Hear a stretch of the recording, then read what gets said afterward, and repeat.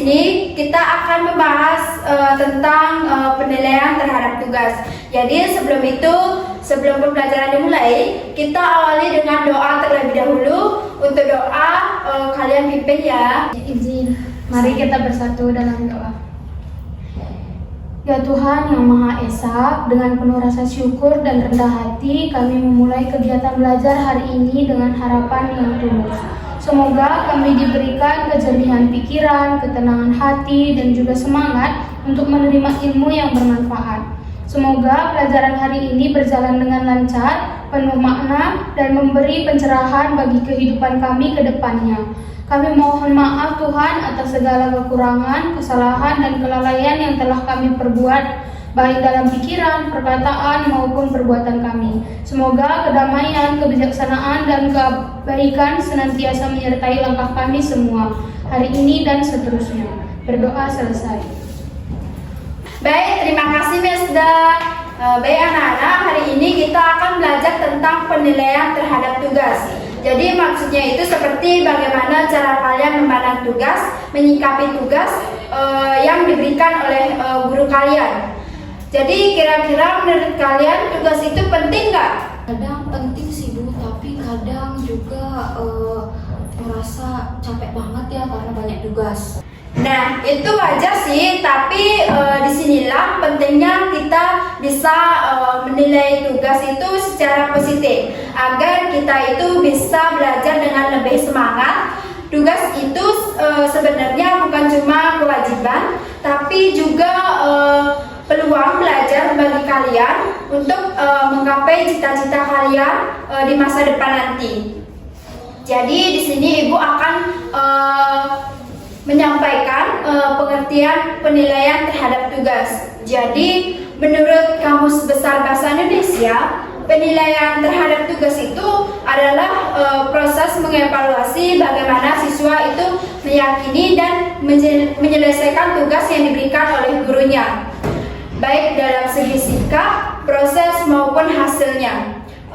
Penilaian ini mencakup aspek seperti kemampuan memahami manfaat tugas, kesungguhan dalam mengerjakan, bertanggung jawab, serta kedisiplinan dalam pengumpulan tugas.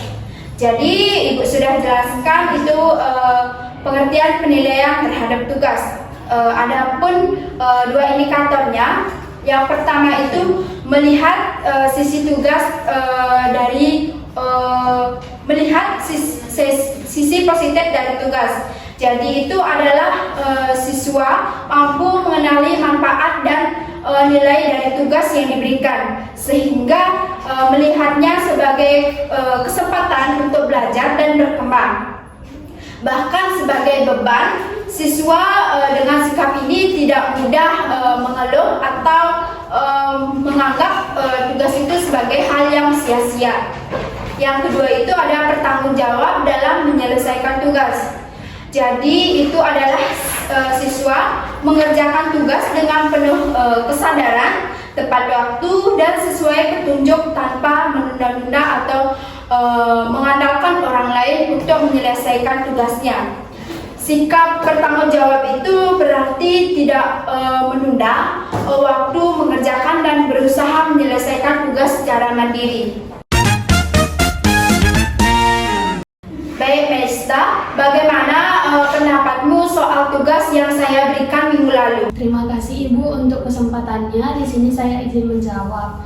Menurut saya itu tugasnya cukup menantang dan sulit Ibu. Namun tapi itu justru bikin saya belajar lebih keras gitu, lebih dalam. Jadi saya jadi paham bagian yang tadinya saya bingung, sayanya jadi paham. Wah, itu bagus sekali sih. Artinya kamu sudah melihat sisi positif dari tugas yang saya berikan. Iya Ibu, tugasnya itu memang butuh usaha yang ekstra, tapi saya merasa lebih siap sih waktu pembelajaran dibahas lagi. Baik, untuk Mina, bagaimana menurutmu tugas yang minggu lalu? Terus terang sih Bu, itu membuat saya pusing, capek. Rasanya seperti beban bukan bantuan bagi saya.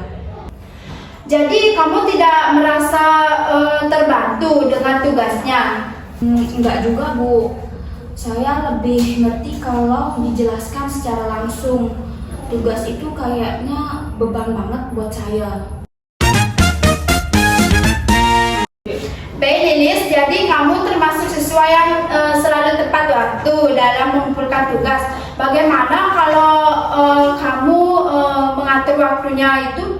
Biasanya kalau saya dapat tugas itu saya langsung kerjakan karena saya sadar bahwa itu adalah tanggung jawab saya. Jadi kamu itu kerjakan sendiri tugasmu itu ya? Ya Ibu, kalau bingung saya cari di buku atau enggak internet sebelum tanya ke teman. Jadi sikap seperti itu patut ditiru sih, terus bertahan ya Lilis. Untuk Elma, tugasmu belum saya terima, apakah ada kendala? Oh iya Ibu, saya lupa mengumpulkannya, tapi saya lupa mengerjakannya juga. Soalnya di mana itu saya sibuk dalam kegiatan-kegiatan yang lain Ibu. Jadi kamu sudah mulai mengerjakannya ya? Belum juga Ibu, tapi di sini saya akan mulai mengerjakannya dan mulai bertanya sama teman yang lain Ibu. Baik Elma, tugas itu bentuk tanggung jawab sih. Ibu harap ke depan kamu bisa lebih disiplin dan tidak menunda-menunda tugas lagi. Baik anak-anak, sekian pembelajaran hari ini. Jadi Ibu sarankan kepada kalian itu jangan pernah menunda-nunda tugas. Untuk Elma, kamu bisa belajar dari Lilis. Lilis itu dia rajin mengumpulkan tugas. Kamu bisa belajar dari dia ya. Baik, sekian pembelajaran hari ini. Sebelum kita pulang, kita tutup dengan doa. Untuk itu saya Ibu minta kepada Elma, karena Elma tidak mengumpulkan tugas dan ini mungkin jadi pelajaran bagi kamu ke depannya. Untuk Elma bisa memimpin doa. Baik, terima kasih Ibu atas masukannya. Tapi sebelum itu saya akan rajin mengumpulkan tugasnya lagi Ibu. Baik, doa saya pimpin. Doa dimulai. Dengan penuh rasa syukur, kami mengakhiri kegiatan belajar hari ini.